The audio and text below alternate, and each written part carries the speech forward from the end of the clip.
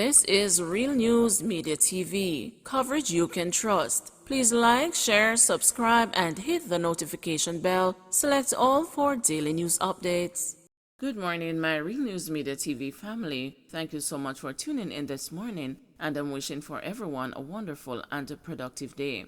And in the news this morning for January 28, 2023, over 20 handguns seized at a Freeport Wharf. The police have seized 22 handguns and a number of ammunition at the Freeport Wharf in Montego Bay, St. James. While the information reaching the news is limited at this time, it is understood that lawmen are currently on the scene conducting additional searches. Chuck says nothing creates more problems than dead left. Minister of Justice Delroy Chuck has reiterated the need for people to make a will in order to minimize contention among relatives after death. Nothing creates more problems than dead left, and it is the freeness mentality that we have in this country. Everybody feels that they must get something. If it is not from the government, the pastors, or the politician, they must get something out of what their parents leave. It belongs to them and they fight over it. There is no question of sharing appropriately. Everybody wants the lion's share, and especially when, regrettably, the parents have not left a will. People must make a will.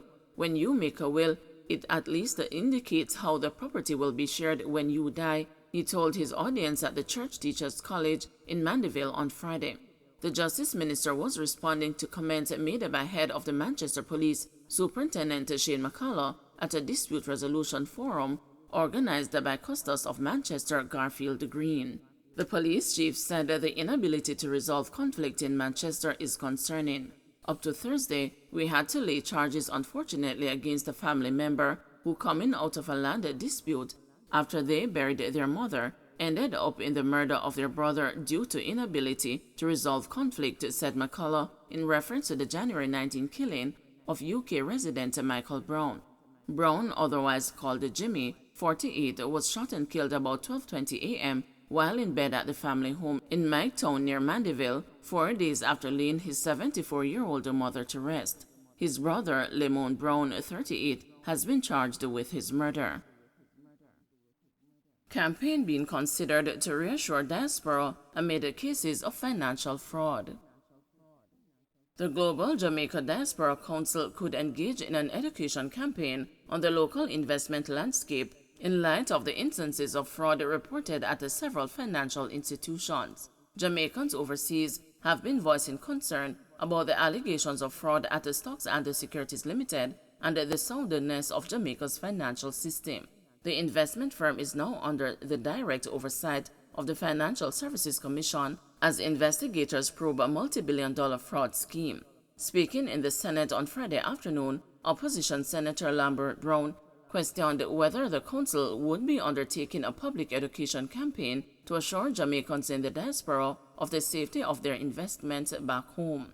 Is the Diaspora Council considering a public education of those in the diaspora and the status of the financial sector in the country, given the massive loss, the massive fraud reported at SSL? In response, State Minister for Foreign Affairs Leslie Campbell said the suggestion would be prioritized. At the minute, the Global Jamaica Diaspora Council is not properly constituted. The elections, I think we're closing today, the 27th. The elections close today. So I expect by the first week in February that all the members and will be called back, at which time I may very well make a recommendation that we consider some education initiative to deal with the matter. Man charged for refusing to pay taxi fare.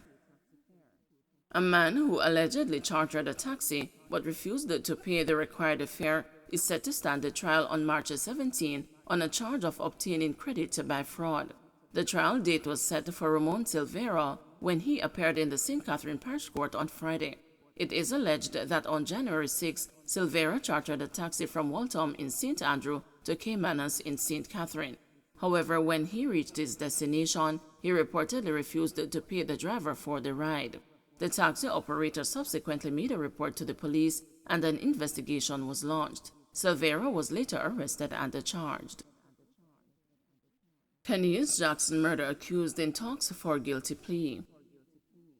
An attorney representing Robert Fowler, the St. Catherine mechanic accused of killing 20-year-old accounting clerk Kenny's Jackson in March 2021, has said discussions have started with the prosecution in order to forego a trial.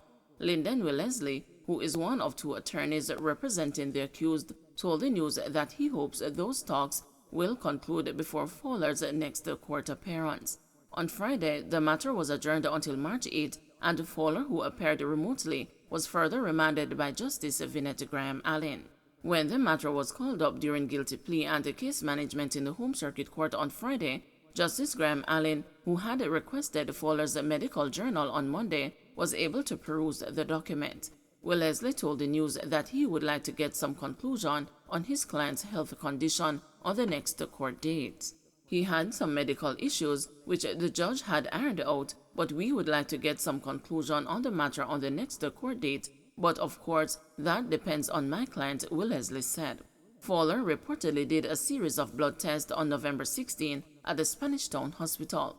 On October 5, 2022, Wellesley had informed the judge that Fowler's medical condition was worsening, and Justice Graham Allen placed the murder proceedings on hold to address his health issues. Jackson, who resided in Independence City in Portmore, St. Catherine, was found dead on March 26, 2021, 2 days after she had been reported missing. Her decomposing body was found in an open lot near the Portmore fishing village. Fowler, who would occasionally transport her to work, was taken into custody and charged after he reportedly confessed to killing her. The police have theorized that Fowler, who is a mechanic, had lured the woman to his home under the guise that he had left one of his tools. While there, an argument reportedly developed between them, and Fowler allegedly used a rope to strangle Jackson.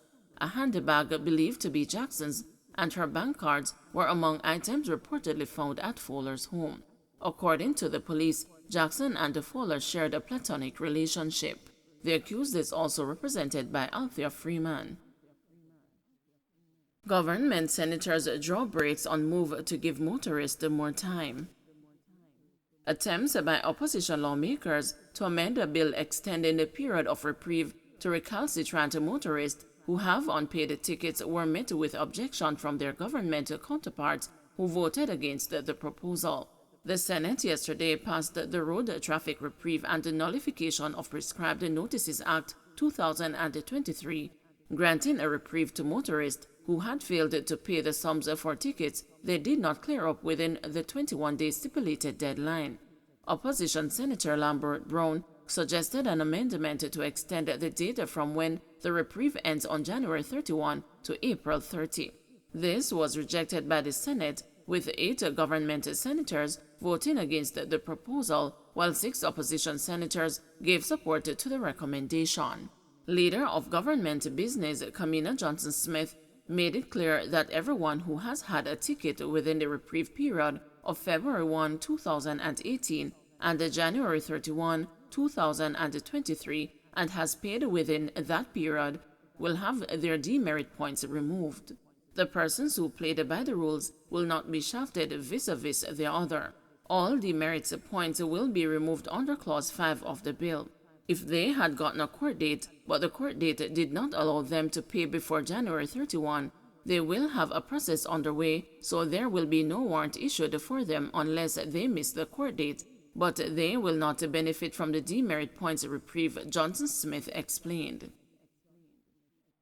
Don't forget to like, share, subscribe, and hit the notification bell. Select all for daily news updates.